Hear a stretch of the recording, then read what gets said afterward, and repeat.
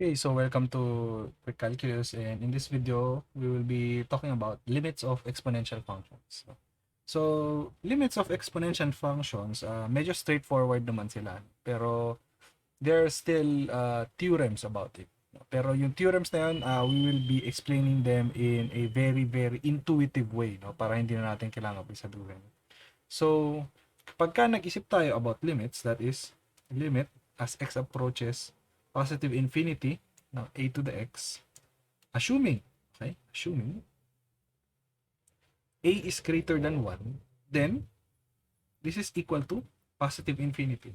So, bakit natin nasabi yun? Kapag ka a is greater than 1, then meaning it is an increasing function. So, for example, 1.1 to the x, 2 to the x, di ba? So, pagka nag-raise ka doon ng to infinity, then that will just keep on increasing and increasing. Kaya, yung sagot natin would be positive infinity. Okay?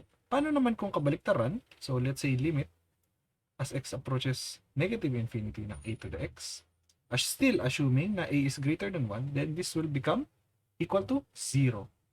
Okay? So, isipin mo, this can be rewritten as limit as x approaches negative infinity ng 1 over a to the x. Tas yung limit magiging positive infinity. Okay? Kasi nagkaroon ka ng negative sa numerator, linipat natin sa denominator.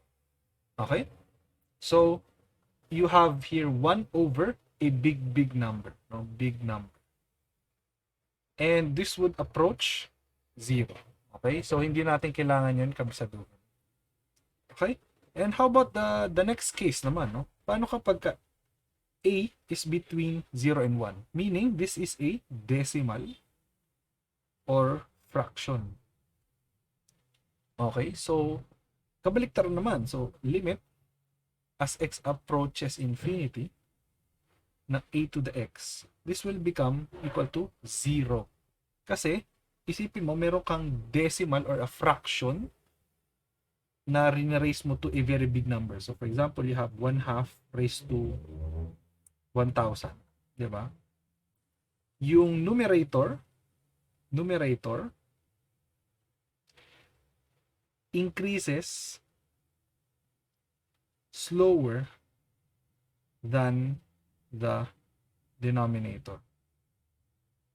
Okay, so kung yung numerator nag-increase slower than denominator, meaning eventually yung denominator mas magiging super laki niya compared sa numerator.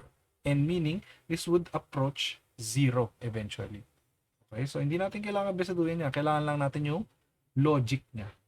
Okay? And kabaliktaran naman, if we have infinity naman, negative infinity, so a to the x, this would now equal to positive infinity. Bakit? Kasi, if you think about it, let's say 1/2 again, raised to negative 1,000. Diba? So, in this case, mag-flip siya. Pwede mong baliktarin yung fraction. Diba? So, kunyari, magiging 2 to the 1,000 na to. Okay? Or for example, you have 3/5 raised to 2,000. Diba? Negative 2,000. Pwede natin siyang baliktarin, magiging 5 over 3 raised to 2,000. Tama? This is just law of exponents. And now, dito, numerator increases faster. Okay? Faster than the denominator. So, meaning, yung numerator magiging sobrang laki, tapos yung denominator hindi na makahabol dun sa paglaki na yun. So, meaning, eventually, this will approach infinity. Okay, positive infinity. So, ayun yung 4 natin na limits on exponential. So, limit as x approaches positive infinity ng a to the x is just positive infinity. And kapag ka negative infinity naman, magiging 0, assuming that a is greater than 1. And kapag ka a naman is between 0 and 1, meaning it's a decimal or a fraction, then limit as x approaches positive infinity ng a to the x is 0, and limit as x approaches negative infinity ng a to the x is positive infinity.